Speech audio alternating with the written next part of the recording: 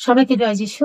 ঈশ্বরকে ধন্যবাদ। তিনি একটা নতুন দিন আমাদেরকে দিয়েছেন এবং এই দিনেতে আমরা দেখব যে আমরা যারা ঈশ্বরের সন্তানেরা, তারা একটা নতুন দিনেতে যখন প্রবেশ করি, তখন কিভাবে দিনটা শুরু করব। কারণ বিশ্বাসীদের কাছে একটা নতুন দিন মানে একটা নতুন ব্লেসিং, নতুন আশীর্বাদ ঈশ্বরের। তাই প্রিয় ভাই বোনেরা, আমরা যখন নতুন দিনটাকে দেখতে পাই, তখন আমরা যেমন তেমন করে দিনটা শুরু করব না। আমরা ঈশ্বরের গৌরব মহিমা করব। কারণ আমরা ঈশ্বরের প্রিয় সন্তান। আর ঈশ্বর বাক্যে আজকে সেই কথাই বলছেন। আমরা যখন সুন্দর সৃষ্টিকে আমাদের চোখের সামনে দেখতে পাই, তখন সেই সৃষ্টি কার? ঈশ্বরের। তাই আমরা বাক্য থেকে আজকে দেখে নেব। আমরা দেখব আদি পুস্তক ১ অধ্যায় ১ থেকে ৫ পদ। আদিতে ঈশ্বর আকাশমণ্ডল ও পৃথিবীর সৃষ্টি করিলেন। পৃথিবী ঘোর ও শূন্য ছিল এবং অন্ধকার জলধির উপরে ছিল, আর ঈশ্বরের আত্মা জলের উপরে অবস্থিতি করিতেছিলেন। পরে ঈশ্বর কহিলেন, দীপ্তি হোক, তাহাতে দীপ্তি হইল। তখন ঈশ্বর দীপ্তি উত্তম দেখিলেন এবং ঈশ্বর অন্ধকার হইতে দীপ্তি পৃথক করিলেন।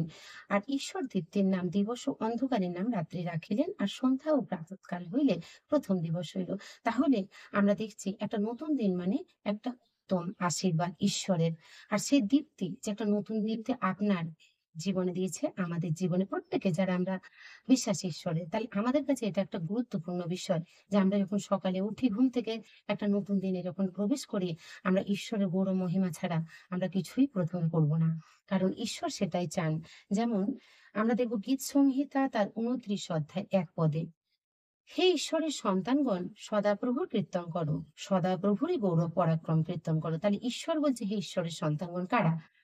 আপনি এবং আমি ঈশ্বরের সন্তান। তাই তিনি চান যে তার যেন গৌরব কীর্তন করি এবং পরাক্রম কীর্তন করি। তাই যখন আমরা সেটা করব, তখন গীত সংহিতা তার ১০৬ তে ১ পদেতে ঈশ্বরের বাক্য বলছে, তোমরা সদাপ্রভুর প্রশংসা করো, সদাপ্রভু স্তব করো, কেননা তিনি মঙ্গলময়, তাহার দয়া অনন্তকাল স্থায়ী। আমরা এটা কোনো ঈশ্বরের এটা প্রফিট না যে আমরা যখন ঈশ্বরকে ডাকবো তার জন্য ঈশ্বর চায় তার সন্তানদের কাছে যে তারা তার নামের গৌরব করুক। কিন্তু এখানে বলছে তিনি মঙ্গলময়। কার জন্যে? তার সন্তানদের জন্য তিনি মঙ্গলময় এবং সন্তানের পরিবারের জন্য মঙ্গলময়। তাই বলছে তোমরা সদাপ্রভুর প্রশংসা করো, সদাপ্রভু স্তব করো, কেননা তিনি মঙ্গলময়, তার দয়া অনন্তকাল স্থায়ী। তাহলে তিনি মঙ্গলময় এবং তার দয়া সারাদিন আমাদের সাথে থাকবে। যেমন রাজা দাউদ গীত সংহিতা তার ৫ অধ্যায় ৩ পদেতে বলছে, সদাপ্রভু প্রাতঃকালে তুমি আমার রব শুনিবে, প্রাতে আমি তোমার উদ্দেশ্যে প্রার্থনা সাজাইয়া চাহিয়া থাকিব। তাহলে এখানে একজন রাজা ঈশ্বরকে বলছে, ঈশ্বর আমি তোমার উদ্দেশ্যে প্রার্থনা করব এবং আমার প্রার্থনা রব তুমি শুনতে পাবে। তাই প্রিয় ভাই বোনেরা, আমরা যেমন তেমন করে দিনটাকে শুরু করব না। আমরা সেই সকালের কাজ আমরা দুপুরে করব না।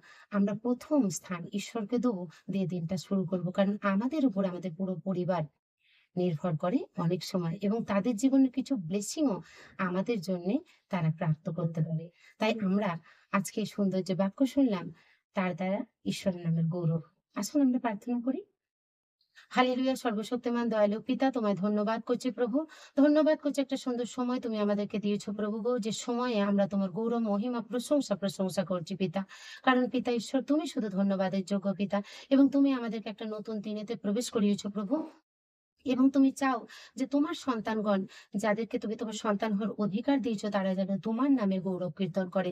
তাই ধন্যবাদ পিতা, আমাদেরকে যাদেরকে তুমি মনোনীত করেছো তোমার সন্তান হওয়ার অধিকার দিয়েছো, আমরা যেন প্রত্যেকে প্রভু তোমার নামের গৌরবের সঙ্গে যেন নতুন দিনকে আমরা যেন আহ্বান করি। প্রভু তোমায় ধন্যবাদ। তুমি আমাদের পরিবারকে প্রত্যেককে আজকের দিনে আশীর্বাদ করো। এখানে উপস্থিত প্রত্যেকটি ভাই বোনকে, তাদের পরিবারকে তুমি অনুগ্রহ করো, তোমার শান্তি এবং তোমার সফলতা প্রত্যেককে দাও প্রভু। এবং তুমি আমাদেরকে বাক্যে আশীর্বাদ করো, যাতে তোমার বাক্যকে আমরা যেন বুঝতে পারি প্রভু এবং সেই বাক্যানুসারে আমরা যেন জীবনে চলতে পারি প্রভু, সে আশীর্বাদ করো।